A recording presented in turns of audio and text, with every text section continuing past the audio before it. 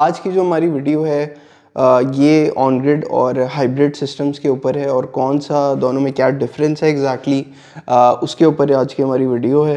और बहुत सारे लोग ये क्वेश्चन करते हैं कि कौन सा सिस्टम लगाना चाहिए, ऑन ग्रिड लगाना चाहिए या हाइब्रिड सिस्टम लगाना चाहिए। तो आज की वीडियो उन दोनों के डिफरेंसेस के ऊपर है और कौन सा सिस्टम आप लोगों के लिए बेहतर है ये भी आज हम डिस्कस करेंगे।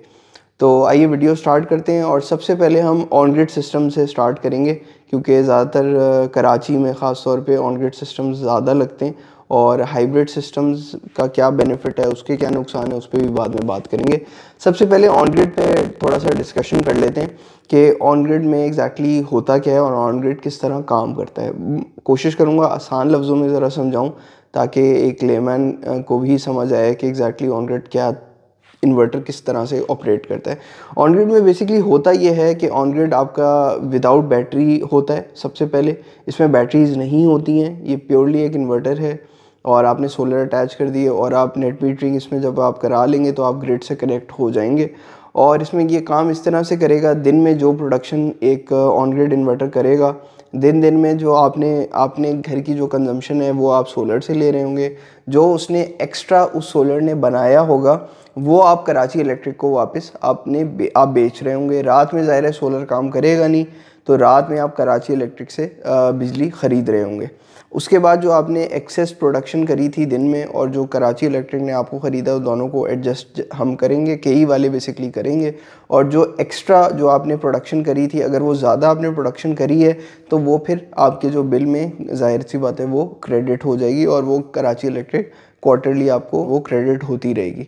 तो ये तो बेसिकली एक ऑन ग्रिड सिस्टम है। हाइब्रिड सिस्टम इस तरह से काम करता है कि एक हाइब्रिड सिस्टम, फॉर एग्जांपल आपने एक 10 किलोवाट का सिस्टम है, उसमें हाइब्रिड सिस्टम के अंदर उसमें नेट मीटरिंग का ऑप्शन अवेलेबल होता है। जो 3 फेज़ इन्वर्टर्स हैं, कराची में 3 फेज़ इन्वर्टर होना ज़रूरी है हाइब्रिड के लिए, उस पर नेट मीटरिंग हो जाती है।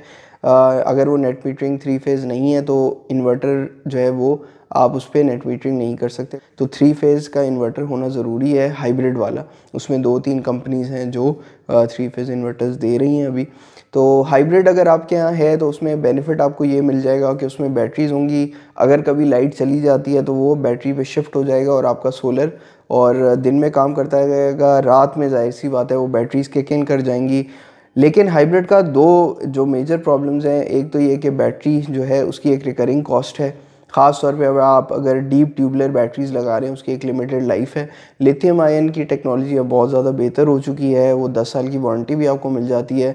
बट दूसरा प्रॉब्लम हाइब्रिड का ये है कि उसकी कॉस्ट बहुत ज़्यादा है। अगर एक ऑन ग्रिड 10 किलोवाट का 13 से 14 लाख का फॉर एग्जांपल अभी मिल रहा है 2024 में, तो हाइब्रिड वही 10 किलोवाट का नेट मीटरिंग के साथ, और अगर हम एलिवेटेड स्ट्रक्चर की ही बात करें तो वो 10 किलोवाट का सिस्टम तकरीबन 20-22 लाख के करीब तकरीबन कॉस्ट करेगा। तो डबल द डिफरेंस आ जाता है प्राइस में।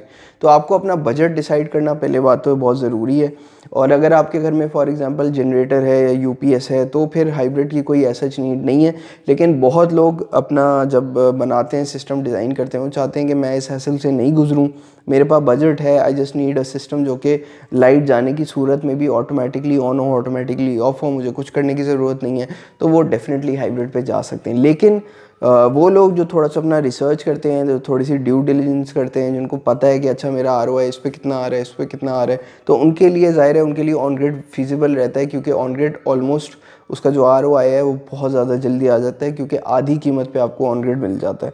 तो अगर आपके घर पे जनरेटर है और फॉर एग्जांपल कोई और सेकंड सोर्स ऑफ एनर्जी है, लाइट जाने की सूरत में आपको कोई बैकअप आपके घर पे है, तो आई थिंक ऑन ग्रिड जा सकते हैं अगर आप उस चक्कर में थोड़ी सी ख्वारी बर्दाश्त कर सकते हैं जनरेटर को ऑन करने में और उसमें। अदरवाइज़ अगर आपके पास बजट है तो I think hybrid is a great option. Hybrid आप बिल्कुल लगा सकते हैं, ख़ासतौर पे लिथियम आयन की जो बैटरीज अब आ गई हैं वो बहुत अच्छी हैं। तो लेकिन अल्टीमेटली सारी चीज़ें आपके बजट पे आती हैं कि आपका बजट आपको अलाउ करता है कि आप हाइब्रिड पे जाएं, और अगर आपका बजट अलाउ नहीं करता तो ऑन ग्रिड बहुत बेहतर ऑप्शन है, वैल्यू फॉर मनी है, उसका आरओआई बहुत बेहतर है। तो ये पर्सन टू पर्सन वेरी करता है, सबकी अपनी एक पर्सनल प्रेफरेंस है, दोनों के अपने प्रॉज एंड कॉन्स हैं जैसे मैंने बताया। लेकिन ये आपके ऊपर है डिसाइड जब आप करेंगे कि आपको क्या आपके लिए फ़ीज़िबल है और दोनों एक लॉन्ग टर्म सोल्यूशंस हैं। ऐसा नहीं है कि हाइब्रिड में कोई प्रॉब्लम्स आ रहे हैं या ऑन ग्रिड में कोई नुकसानात हैं। दोनों अपनी अपनी जगह पे एक बहुत अच्छे सिस्टम्स हैं और पूरी दुनिया में ही हर जगह हाइब्रिड भी लग रहे हैं, ऑन ग्रिड भी लग रहे हैं। तो इट ऑल डिपेंड्स, अल्टीमेटली सारा गेम पैसों का है। तो आपका बजट क्या है, क्या आपको अलाउ करता है, वो आप देखें और उस हिसाब से फिर आप अपना डिसीजन लें। Thank you.